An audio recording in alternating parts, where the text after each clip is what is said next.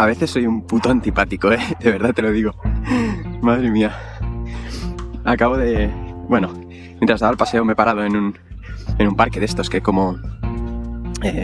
las típicas jaulas estas de hierros, de barras para hacer pues dominadas y este tipo de ejercicios, workouts. Y me he puesto ahí a hacer y había un chico, estaba como calentando al lado. Y luego ha venido como un compañero y tal, y me han saludado, ¿no? Me han dicho, hola, ¿qué tal, tío? En plan, como integrándome, ¿sabes? En su zona, en su círculo de entrenamiento. Y yo con los cascos puestos, le digo, ¿qué tal? Bien. Me vuelvo a poner los cascos. Y luego cuando, he seguido haciendo mis ejercicios.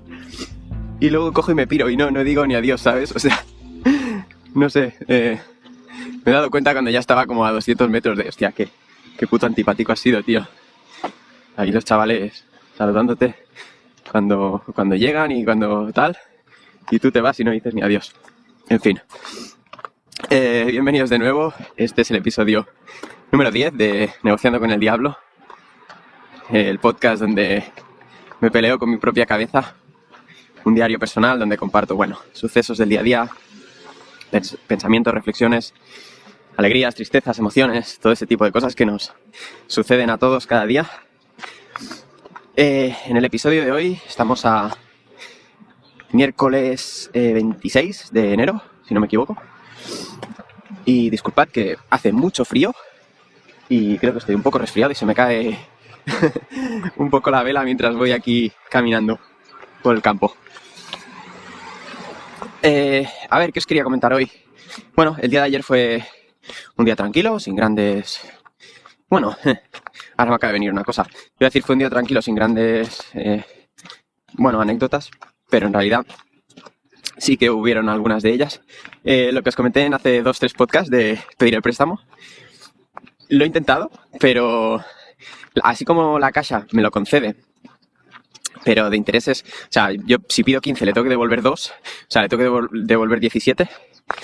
Vi que en otras entidades pues el tipo de interés era mucho más bajo y lo he intentado solicitar en 2 de ellas y me lo han denegado en 2 entidades que no son de la Caixa.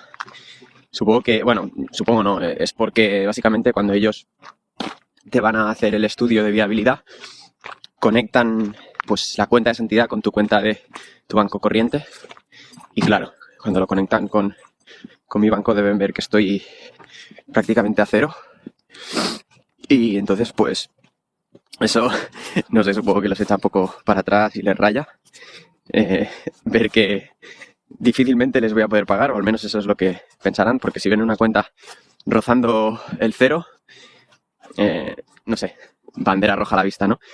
En ese caso. Por tanto, desde otras entidades me la han rechazado, aún tengo alguna otra por consultar. En este caso me interesa más, evidentemente, porque el tipo de interés es más bajo, entonces, aunque la operación salga un poco peor, me ahorro casi el doble de lo que tengo que pagar en intereses en la Caixa. Esto al final sé que comenté que sonaba locura, pero he decidido hacerlo. Creo que va a salir bien y es un movimiento inteligente. Para los que no sepáis de lo que estoy hablando, os remito a mirar 2 o 3 podcasts atrás, escuchar 2 o 3 podcasts anteriores que lo expliqué. Básicamente se trata de pedir un préstamo de 15.000 euros para invertirlo en criptomonedas. Sé que suena locura, pero para mí no lo es, ni mucho menos. Y nada, estoy en ese proceso. Si no lo consigo con otra entidad, pues seguramente lo acabe haciendo con la Caixa. Lo que pasa es que también dependerá un poco de lo que vaya haciendo Bitcoin, porque por ahora se ha recuperado bastante. Cuando os comenté esto del podcast estaba en los 33.000, 34. Ahora va camino ya de los 38, con lo cual casi que ya habría pagado esos 2.000 euros de intereses si lo hubiera hecho el día exacto que lo comenté en el podcast. Pero tampoco sabemos si ahora se va a volver a dar la vuelta e incluso va a caer un poco por debajo de la zona esa de los 33, o sea que tampoco es cuestión de 1 o 2 días. Pero sí que quiero dejarlo cerrado ya para tener la liquidez disponible y poder pegar los tiros de sniper cuando sea el momento. Qué flipado ha sonado esto de los tiros de sniper, madre mía. Tener ahí reservas para cuando... Si yo tengo marcadas unas zonas en las que sería muy interesante comprar, entonces ahora el precio ya está por encima de esa zona, de esa primera zona, donde metería un primer paquete de 5.000 Creo que lo comenté en el último podcast, no me voy a extender más ni lo quiero repetir, pero es esto. Lo interesante es tener la liquidez cuanto antes porque si esta semana a finales o la siguiente o próximamente pues vuelva a caer, pues ya poder empezar a hacer las compras. Eso por un lado, y luego por otro, así hecho relevante que sucedió en el día de ayer, fue que por la tarde teníamos clase, la formación de intervención estratégica, y lloré en la clase. Lloré porque, bueno, empezamos la clase, era una clase de creencias, y siempre antes de empezar, pues yo qué sé, la gente levanta la mano y puede hacer alguna pregunta y tal. Y en este caso, pues un chico quiso comentar algo y ya se le veía sobrecargado y se empezó no sé, a liar él mismo, ¿no? Aquí a hacer lo que Tino llama Tino es el profesor. Empezó a tener como una diarrea emocional y empezó a sacar, bueno, muchas cosas y ya, pues, se pudo ver que estaba agitado, ¿no? Y se empezó a hacer la clase / intervención con él, ¿no? O sea, las clases se tratan de un componente práctico, en este caso eran las creencias, y se lleva a cabo mediante una intervención normalmente. En este caso, pues el chico, o sea, es que me pareció mi hermano gemelo, de verdad, o sea, un sentimiento y una historia muy, muy parecida en muchos casos, que desembocó al final en... fue muy curioso porque él estaba como de rollo fisioterapeuta, masajista y así, y ahora está haciendo como un camino de transición personal, ¿no? Un poco más hacia la espiritualidad, el desarrollo personal, la psicología, todo esto, ¿no? Él había vivido mucho en el ego, la imagen, había sido jugador de básquet semiprofesional y, bueno, un ligón y todo este perfil, ¿cómo decirlo? Hetero... masculino simplista, ¿sabes? Bueno, este estereotipo de éxito masculino que se nos inculca desde pequeñitos, él había vivido ahí durante muchos años y ahora estaba como rompiendo con esa identidad y se encontraba que en una de las sesiones de masaje, pues él le gusta hacerlo ahora más de forma holística y también tratar las emociones, ¿no? Y un poco practicar lo que está aprendiendo en la formación. Pero se ve que algún cliente le había dicho que no, que ya le gustaba como lo hacía simplemente los masajes, ¿no? Que no se enrollara básicamente. Y claro, eso le había sentado como una patada en el culo y además siendo una persona ultra competitiva como es, que viene de ahí, ese tipo de rechazo de comentarios le reactivaban ese dolor, ¿no? Y esa emocionalidad que él comentó que era soberbia, ¿no? Que le ponía de mala leche porque era, ¿y tú qué coño sabes? ¿Sabes? ¿Me explico? Es mucho mejor así. Eres tonto, ¿sabes? De no dejarte que te haga el pack completo holístico y solamente quieras un masaje a la espalda. Entonces empezó a tratar un poco todas estas creencias de identidad y demás, de soberbia, de juicio, y bueno, desembocó en algo que es prácticamente mi historia personal. A mí me sucedió que la primera sesión práctica de la formación, yo también quise preguntar algo, y fui yo al final el conejillo de Indias, al que le hizo el profesor una intervención, y bueno, acabó en lo mismo, acabó exactamente ayer en el mismo tipo de ejercicio que hizo conmigo, que es un ejercicio de perdón hacia especialmente el amor primario que más te ha influido a nivel de bloqueos emocionales, que en este caso fue el padre y para mí también. Y bueno, tenías que hacer tenías que llegar a varias conclusiones, ¿no?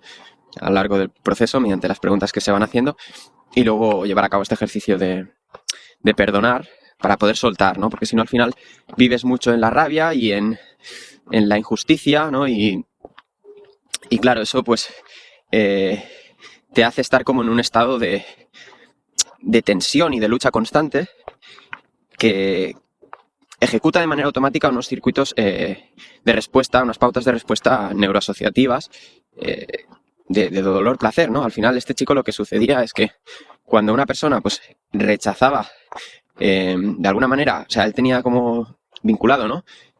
Que si estos clientes rechazaban esa parte que él estaba ahora desarrollando, esa identidad más trascendente, más humanista, eso como que lo volvía o le activaba ese sentimiento de rechazo por parte del padre, ¿no? Y le hacía como sentir que daba un paso atrás y volvía a ser la figura que sentía como falsa, que sentía que ya no era él.